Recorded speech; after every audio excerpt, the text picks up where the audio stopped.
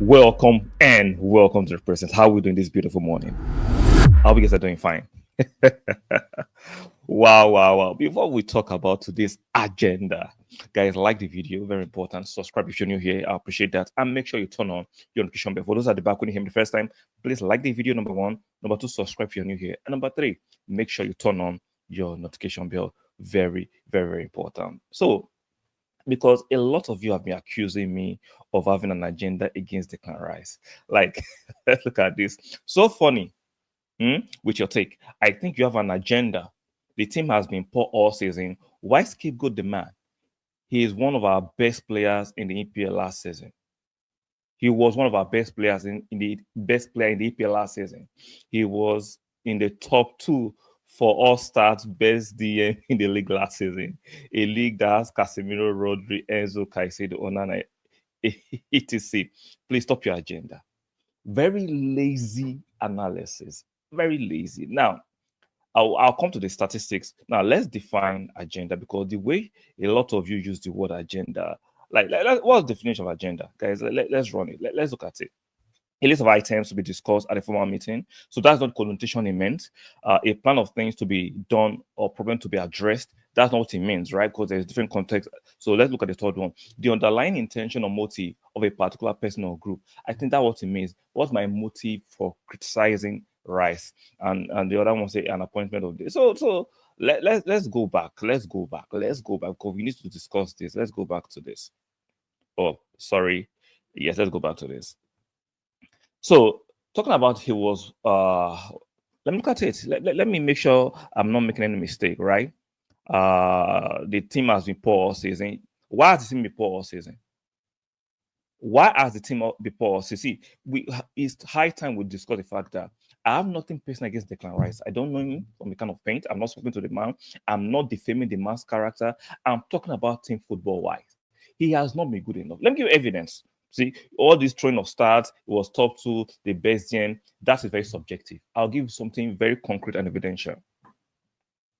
Arteta last week said we played one of our best games under his tenure as a manager in Europe against Inter Milan, even though we lost.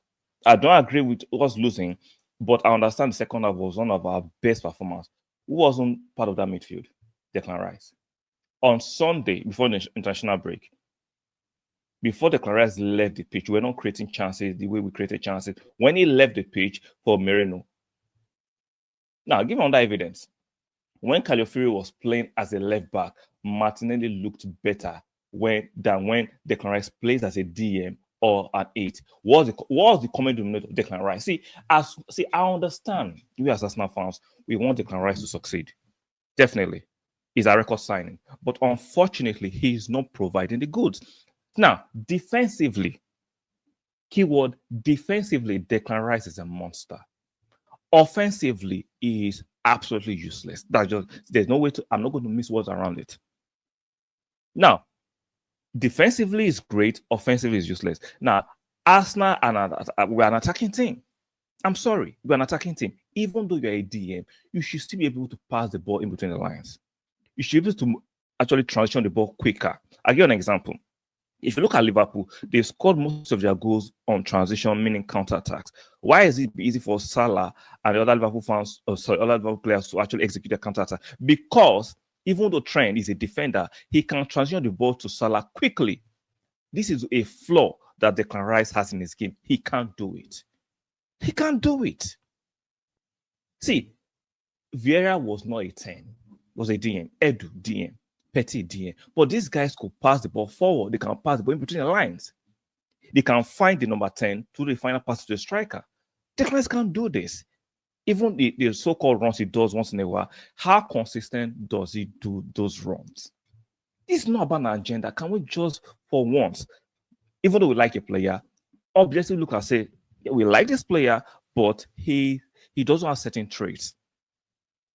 You cannot say the team has been poor all season, which is fact, and not say why has the team been poor. Why don't you go to the next phase of the question? Why has the team been poor? Our transition has been too slow. Who makes our transition too slow? Declan Rice. Objectively, he makes the transition very slow because he likes to pass backwards and sideways, not forward. not quickly forward, because he can't do it naturally. It's not instinctive to him to pass the ball forward quickly. So I don't have no agenda against Declan Rice. I'm just calling out his flaws in the game. Like, stop it. Now, let me look at this one. I don't think Declan Rice is a bad player.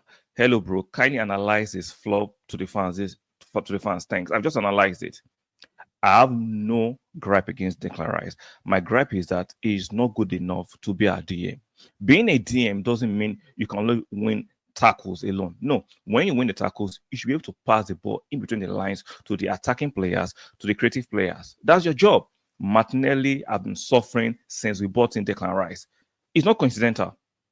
Like Martinelli, because it's easy for us to focus on Martinelli that he's not doing. How many chances have we created for Martinelli? How many runs that Martinelli makes, Declan Rice finds him?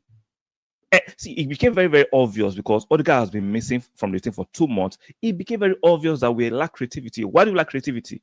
Because when Declan Rice plays at a 6 or 8, he doesn't pass forward often.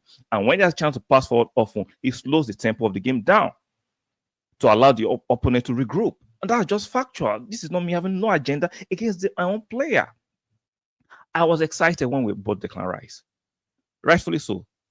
And I was thinking him having that ability to sniff out danger and tackle and win tackle, coming to a bigger team, he will win the tackle and pass the ball forward quickly. But I was wrong on that, and I can accept I was wrong. He can't do it. We can see the evidence before us. He can't do it. Both for England and for Arsenal, passing the ball forward quickly, transitioning the ball forward quickly, passing the ball in between the lines is not Declan Rice's strength or instinct. He can't do it. For me, he's a defender playing as a midfielder.